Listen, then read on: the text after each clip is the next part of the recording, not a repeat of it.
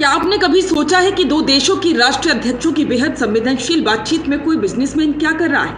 New York times की एक report ने पूरी दुनिया को चौंका दिया है। जब पीएम नरेंद्र मोदी और अमेरिकी राष्ट्रपति डोनाल्ड ट्रंप के बीच फोन पर दुनिया के भविष्य को लेकर चर्चा हो रही थी, तब उस कॉल पर एक तीसरा कान भी था और वो थे एलन मस्क। ये घटना अंतर्राष्ट्रीय कूटनीति के इतिहास में बेहद दुर्लभ है। आखिर मस्क को इस हाई प्रोफाइल कॉल में क्यों शामिल किया गया?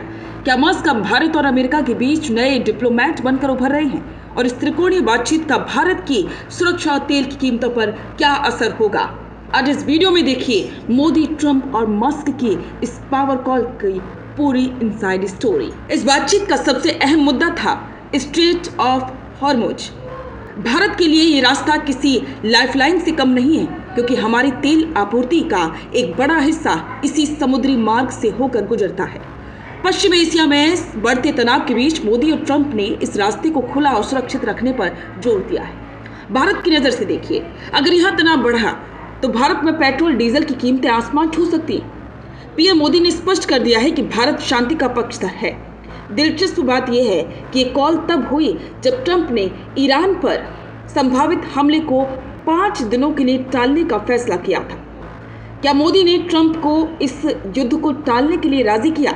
भारत की कूटनीति यहाँ किंग मेकर की भूमिका में नजर आ रही है। अब सवाल यह है कि एलन मस्क यहाँ क्या कर रहे थे? मस्क का ट्रंप के साथ सुधरता रिश्ता जग जाहिर है, लेकिन मोदी के साथ उनका कनेक्शन भारत के भविष्य के लिए गेम चेंजर हो सकता है। भारत में निवेश। मस्क की कंपनी टेस्ला और स्टारलिंक भारत में एंट्री के लिए बेताब है। मिडिल ईस्ट का गणित। मस्क के निवेश मध्य पूर्व में भी फैले हुए हैं और टेक्नोलॉजी डिप्लोमेसी। शायद ट्रंप चाहते हैं कि भविष्य की रक्षा और संचार रणनीतियों में मस्क की तकनीक और भारत के बाजार का तालमेल हो। किसी निजी उद्योगपति का ऐसी संवेदनशील भू राजनीतिक बातचीत में होना दिखाता है कि अब युद्ध और शांति का फैसला सिर्फ गोलियों से नहीं, बल्कि सिलिकॉन चिप और इकोनॉमी से भी होगा। मस्क यहाँ एक इकोनॉमिक ब्रिज की भूमिका निभा रही है। एक तरफ पीएम मोदी ट्रंप से बात कर रहे थे, तो दूसरी तरफ हमारे चाणक्य एस जयशंकर ने मोर्चा संभाला हुआ था। जयशंकर ने अमेरिकी विदेश मंत्री मार्को रूबियो के साथ विस्तृत चर्चा की।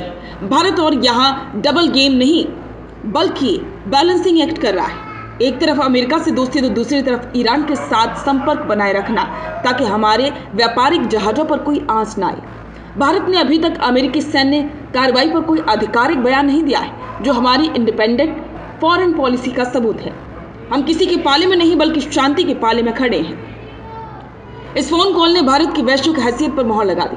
जब दुनिया के दो सबसे बड़े फैसले लेने वाले नेता बात करते हैं और उसमें मस्क जैसा फ्यूचरिस्ट शामिल होता है, तो समझिए कि भारत अब केवल एक बाजार नहीं, बल्कि एक डिसीजन मेकर है।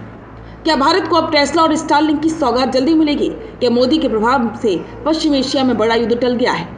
ये तिकड़ी मोदी, ट्रंप और मस्क आने वाले समय में दुनिया की किस्मत लिखने वाली है। तो क्या आपको लगता है कि एलन मस्क का भारत अमेरिका के रिश्तों में दखल देना हमारे लिए फायदेमंद होगा? क्या मोदी और ट्रंप की ये दोस्ती ईरान और इजराइल के युद्ध को रोक पाएगी?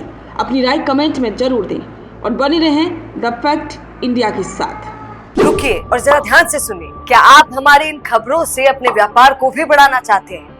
तो आप भी खबरों के दौरान इस तरह के एलिमेंट्स पर अपना विज्ञापन दे सकते हैं, या फिर ऐसे खबर के 1 मिनट बाद अपना पूरा विज्ञापन डलवाएं, जो कि 8 लाख से ज्यादा सब्सक्राइबर्स और फॉलोअर्स वाले द फैक्ट इंडिया चैनल्स और पेजेस से राजस्थान के कोने कोने में पहुंचेगा और इससे आपका व्यापार, ब्रांड सब कुछ बढ़ेगा।